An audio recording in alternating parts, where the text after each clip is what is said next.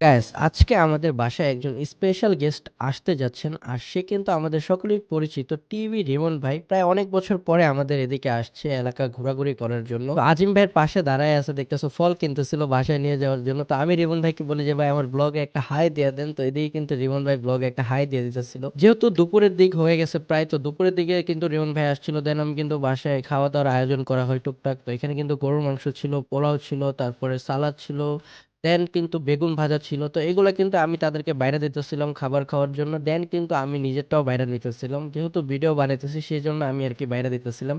আর যেহেতু ব্লগটা 2 দিন আর কি ভিডিও শুট করা হয়েছে, তো এই জন্য মনে করো যে মিলানোর জন্য এক এক পার্ট এক এক সময় লাগানো হয়েছে। এটা তোমরা ভিডিওটা দেখলেই বুঝতে পারবা। দেন আমরা কি করি, খাওয়া দাওয়া শেষ করে কিন্তু আমাদের গন্তব্যে রওনা দেওয়ার উদ্দেশ্যে আমরা সবাই রেডি হয়ে বাসা থেকে বের হয়ে যাই। তো দেখতে পেলাম সবাই কিন্তু রেডি হয়ে আইসে পড়ছে। আর কোথায় যাবো সেটা তোমরা ভিডিও দেখতে থাকলে বুঝতে পারবা। তো সবাই কিন্তু এদিকে অটোতে উঠে গেছে, দেন কিন্তু রিমন বাইরে বলে আবার একটা হাই দিয়ে দেওয়ার জন্য। এটা কিন্তু দ্বিতীয় দিন ছিল।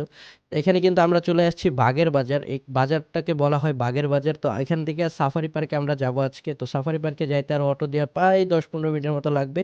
দেন আমরা কি করি, এখানে আমরা পেয়ারা কিনে নেই, পেয়ারা খাইতে খাইতে দেন যাইতেছিলাম। তো এখানে রিমন ভাইয়ের সাথে একটু মজা করতেছিলাম আমি।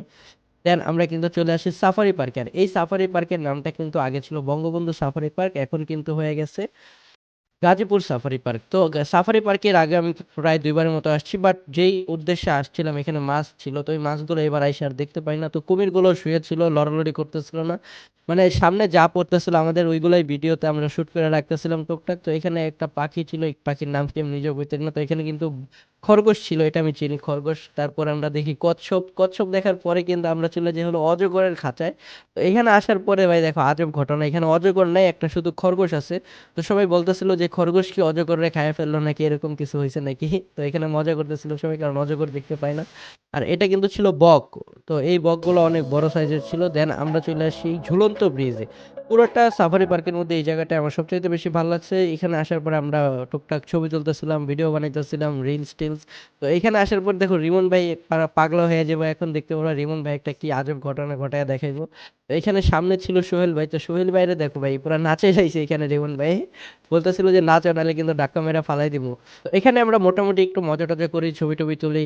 তো এই জায়গাটাই পুরোটা ঘোরাঘুরির মধ্যে এই জায়গাটা আমাদের বেশি ভালো লাগছে। দেন আমরা কিন্তু এখানে হাতি প্লাস হলো এই যে একটা পাখি দেখতে পাচ্ছি, এই পাখিটা একটা ভাই বৈশিষ্ট্য আছে, ওর সামনেতে আমরা ঘোরাঘুরি করি, যাই কিছুই করি না কেন কিছুই করবো না, জাস্ট ও ওর মতো এখানে বসে থাকবো। দেন এই জায়গায় আরেকটা দেখতে পাই, এটার নাম কি আমি জানি না, এটা হাঁস না পাখি ওইটাও ভালো করে জানি না, মানে জিনিসটা অনেক সুন্দর লাগতেছিল। তো এখানে বানরও দেখতে পাই আমরা। দেন আমরা এখান থেকে রওনা দিয়ে দিই বাসার উদ্দেশ্যে, কারণ এই জায়গায় আমাদের ঘোরাঘুরির পালা শেষ।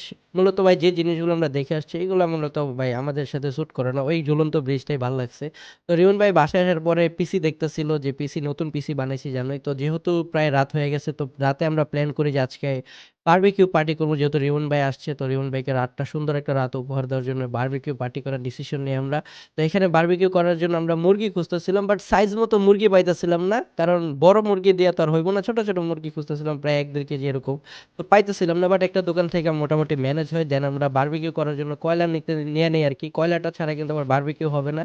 তো এখানে মেরিনেট চলতেছিল, আর মেরিনেটটা খুব সুন্দরভাবে হয়েছে, যেহেতু আমরা প্রায় লেট করে ফেলছি, আগে থেকে যদি করে রাখতাম তাহলে হয়তো বা আরো সুন্দরভাবে মানে অ্যারেঞ্জ করা যেত জিনিসগুলো। আর এইদিকে কিন্তু কয়লা ভাঙার কাজ চলতেছিল, মেন কাজ কিন্তু এই জিনিসটাই, কারণ কয়লা জিনিসটা ঠিকঠাক মতো যদি না ধরে তাহলে কিন্তু বারবিকিউটা ওরকম প্রপার ভাবে হয় না, বা প্রপার টেস্টও পাওয়া যায় না। মূলত কি মানে প্রপার ওয়েতে হইবই না আর কি। তো এখানে আমরা কিন্তু কয়লা জ্বালাইতে সক্ষম হয়েছি একদম পারফেক্টলি, কিন্তু কয়লাগুলো জ্বলে গেছে। দেন এখানে কিন্তু আমরা যে চিকেনগুলা কাইটা রাখছিল ম্যারিনেট কইরা, তো ওইগুলা কিন্তু আমরা এখানে একটা জাল আসছিল ওইটার মধ্যে রাইখা দিছি। আর আস্তে আস্তে যেহেতু ভাইয়ের বন্ধুরা ছিল, তারা এইগুলা কাজে অভিজ্ঞ ছিল, তো তারাই কাজ সবগুলা করতেছিল, আর আমরা শুধু দাঁড়ায় দাঁড়ায় দেখতেছিলাম, মানে অপেক্ষা করতেছিলাম কখন রেডি হইবো আর কখন খামো আর কি, ওই অপেক্ষায় আমরা করতেছিলাম। বাকি সব কাজ কিন্তু ভাই প্লাস ভাইয়ের বন্ধুরা করছে, ভাই করে না তো একটা ভাইয়ের বন্ধুরাই করছে। তো এখানে কিন্তু বারবিকিউ প্রায় আমাদের সবগুলোই হয়ে গেছে গা। দেন আমরা কিন্তু অপেক্ষার পালা শেষ করে এখন খাবার খাইতে বসবো। আর ভিডিওটা তোমরা এই অবধি যারা যারা দেখছো অবশ্যই কমেন্টে জানাই যাবে কে কোথা থেকে আমাদের এই ভিডিওটা দেখতেছো, আর ভিডিওর ভুল ত্রুটিগুলো অবশ্যই কমেন্টে জানাই যাবে, নেক্সটে আমরা শুধরানোর চেষ্টা করব। আর ভালো লাগলে সবাই লাইক, ফলো, শেয়ার, সাবস্ক্রাইবটা করে দিও। তো আজকের ভিডিওটা এই পর্যন্তই। আর খাবারের টেস্ট জাস্ট অসাম ছিল, জাস্ট মানে জিনিসটা আমি খাইছি, আমি টেস্টটা জানি কিরকম লাগছে, তো তোমাদের বলে বোঝানো যাবে না। তো ভিডিওটা যারা দেখছো লাইক, ফলো, শেয়ার করে সাবস্ক্রাইব করে সাপোর্ট করতে ভুলবে না। আল্লাহ হাফেজ, টাটা, বাই বাই, ভালো থেকো সবাই, সুস্থ থেকো সবাই। ভিডিওটা কিন্তু এই পর্যন্ত ছিল। Tata guys. Tata, tata, tata, tata, tata.